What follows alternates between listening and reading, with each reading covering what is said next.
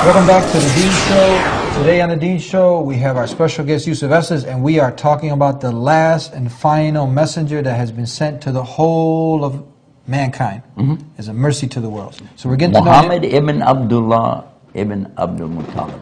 We're not talking about a man who lived 100 years ago. Nope, not 50 years ago. We're not talking about Elijah Muhammad. We're not talking about Muhammad Ali. We're talking about Muhammad, the son of Abdullah, the son of Abdul Muttalib, who lived in the Arabian desert, who was born in the year 570 AD, died in the year 633 AD. He's a seal of the prophets. He's called the Khatam al-Anbiya, seal of the prophets. What does that mean? There's no more prophets coming after him? Seal, when you seal up something, that's it. That's the end of it. That's what it says in the Quran. Okay, continue on. We talked about his credibility. Okay. Right? He never told a lie, and he was very truthful. There was more to it than that. The credibility, his honesty, integrity, this is one subject. Look at how, when we talk about him being a mercy to mankind, look at his soft and gentle way to treat people.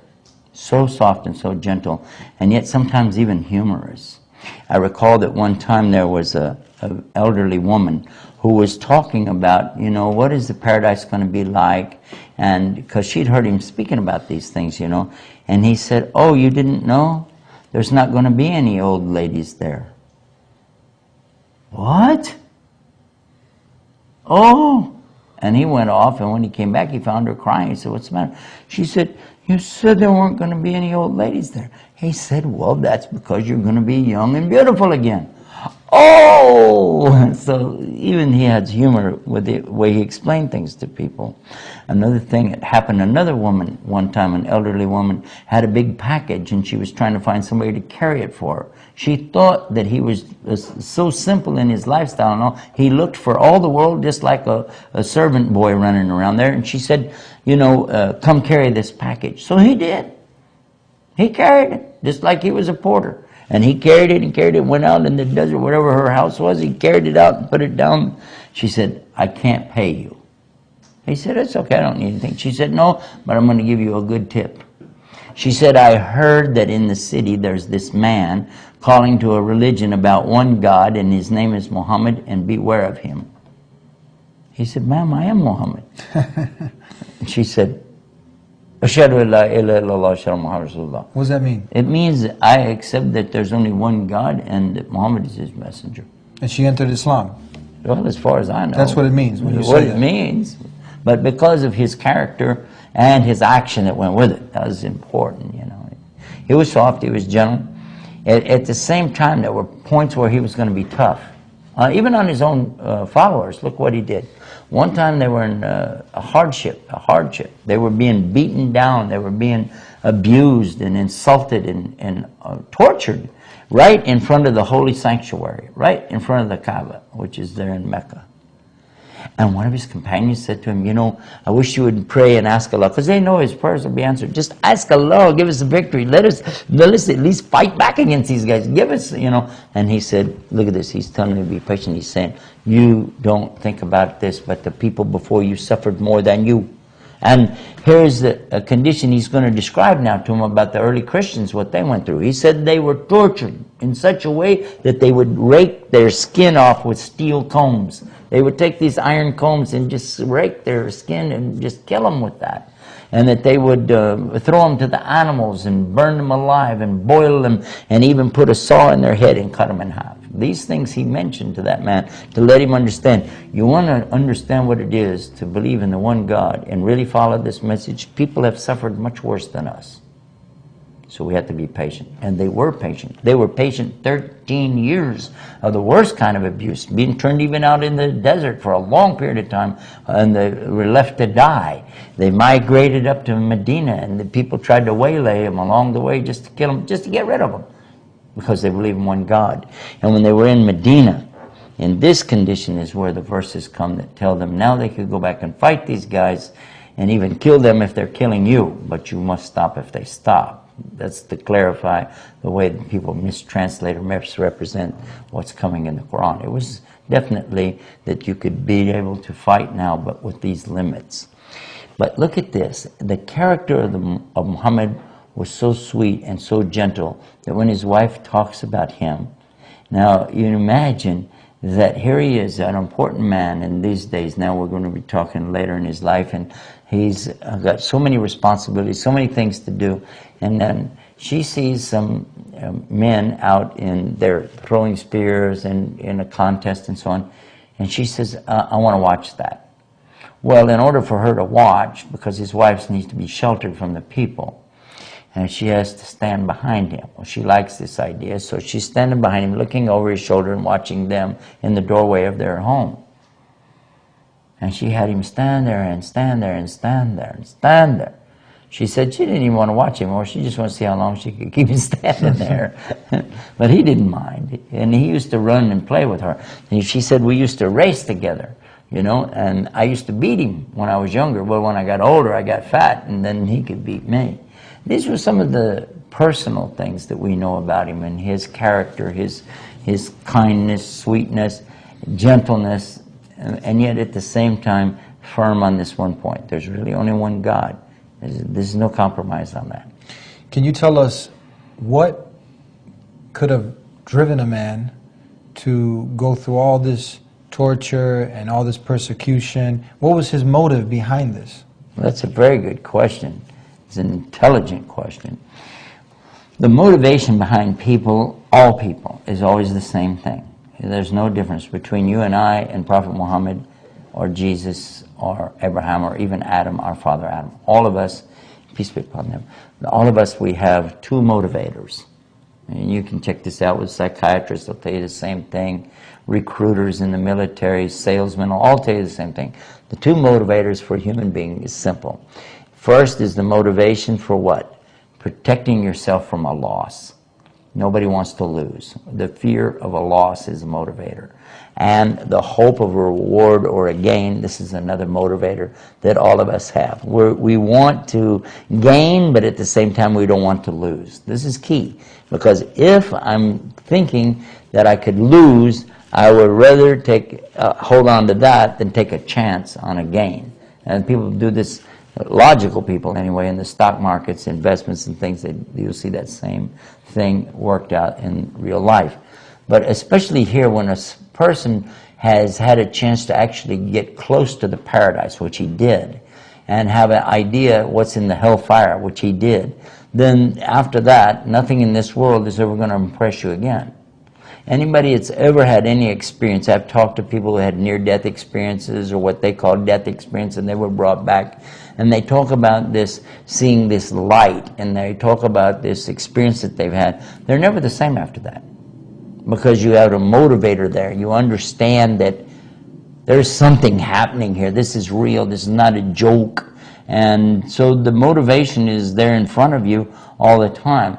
And I want to get the paradise. That's what I want to gain. And I sure as heck don't want to go to the hellfire. So I don't want to lose my chance at paradise, but I sure don't want to wind up in the hellfire. So this is strong motivation. Being close to God, being near Allah in the next life is the primary motivation behind every single Muslim. If anybody wants to know what is it that the Muslims want, what are they looking for, it's not something in this earth. It's something in the next universe, the universe of paradise. That's what we're looking for. What are the benefits now for somebody who is, because we know that to enter into complete submission and surrender to the creator of the heavens and the earth, now you have to follow this last and final messenger. Now if you follow him, what are the benefits in this life and the hereafter? Well, first of all, in this life you're going to have a much easier way to go, because there are some things that the creator, Allah, has revealed in Islam that we wouldn't know otherwise. For instance, how to eat and drink. One of the things very important that we do today is to sit down when we eat and drink. The doctors and scientists and lab specialists are going to tell you that a lot of the everyday problems that people are having in their esophagus, the hiatal hernias that they get and so on, could be avoided if people would simply sit down when they eat or drink. And this is a teaching in Islam. When you eat or drink, sit down. Believe it or not, that was taught to us 1,400 years ago by Muhammad, and we see today, look, oh, if we'd have done that, we'd have been way ahead of the game. And another thing, when we talk about cleaning your teeth, he used a toothstick and said, if I could make this an obligation on you, I would do so, but he wouldn't. And still, and what is the benefit here? Because if you're using that toothstick that he used, called miswak, What it does, it cleans the teeth, removes the tartar, the buildup that comes on there, but it doesn't destroy the enamel. And it actually takes care of the gums, keeps down periodontitis, and the tongue itself is protected with this, and a coating inside when you use it, even for your stomach. And all of this from a stick. We know this from that one thing. And so many other things too, even how to go to the bathroom. He taught us how to properly use the toilet and the facilities so that when we come away, we're clean. The hygiene was so important, and if you imagine 1,400 years ago, when we talk about hygiene, nobody can match the hygiene of the Muslims. Even our habit of washing that we do, and the ceremonial wash that we do before we pray, has been copied by doctors, and that's what they use when they do surgery. This can be proven by the doctors who formulated this concept 1,000 years ago in Spain, and they happen to be Muslim doctors. Now, these are some of the small details. Give us, oh, there are thousands. Give us Would you like major... to know that we came up with some? I was going to do a contest a few years ago with the Muslim youth and let them come up with something I called Muhammad A to Z, and who could come up with the best one for A and B and C and go through all the letters. And I was wondering, would we have that many? When it was all over, they had so many, and it went beyond ABCs. It just was so many. We put up a website about it, MuhammadA2Z.com, and then it still got bigger and bigger and bigger, and I couldn't handle it. So I said, okay, A to Z, what his companion said, A to Z, what his character was, A to Z, and so finally we put up a new website, and it's called prophetofislam.com, and all of that stuff is there. Everything is there. Everything we did on that. But you'll never put everything about Muhammad in any one place. You will not be able to do that. You can try, but I am trying myself, and I said, I don't even have a tenth. I don't have even a half of a tenth of a percent of how much this man is known for, and things that he did, things that people said about him, and throughout the centuries, the effect that he's had on so many other people. And one simple man who lived in a simple a little room and on a dirt floor and slept on a little bamboo mat. So everything we need to know in life, everything that we need to be successful in this life and the hereafter, did he bring for all of mankind? Let me tell you what somebody said in the 1970s. Michael Hart wrote a book, The 100 Most Influential Men in History of the World. That was the name of his book. 100, the ranking of the 100 most influential men in the history of the world. I think that's a big title. I think that's what it was. Michael Hart. Check it out, though. And in it, he puts Muhammad as number one. He said no human being had more influence on their society around them and future generations in the way of what we call secular and religion and government and he gave this long list and quite a bit about it. It's talking about Muhammad, and this is not a Muslim. And he received so much condemnation from other scholars, and he almost became defensive and wanted to put out another book and said, well, how about the most 100 in the last 100 years, or, let's get off the subject. Because he said, I can't deny that this man has had the most influence on people in general, on humanity, and the world itself. So I believe that that's something to consider. I wish that people would know that even people like Gandhi. Gandhi is very famous for his what? He was serving the people. He had a cause, and what he would do, he would give up a lot of his own for the sake of getting a message to the people. But he wasn't trying to lead them as a religious leader per se, but to overcome a political problem of the way that the people were being treated. The people in India were being horribly mistreated. And subhanAllah, look at this, he gets so much inspiration from who? He's quoting from Muhammad. He says, and we have it on the website, go read what he said. He said, I've come to conclude now in reading of Muhammad that it wasn't the sword that won over the people. It was the heart. And look how he begins to, oh my God, when he starts talking, this is Gandhi talking about Muhammad. And he says, when I came to the last volume and I was reading the end of the books, he said, I became sad because I wish that there was more to read about this great man. Well, with that said, I hope that people take the opportunity to get to know this man, because... Come to the website, Prophet of Islam. You put it right there. Prophetofislam.com. .com.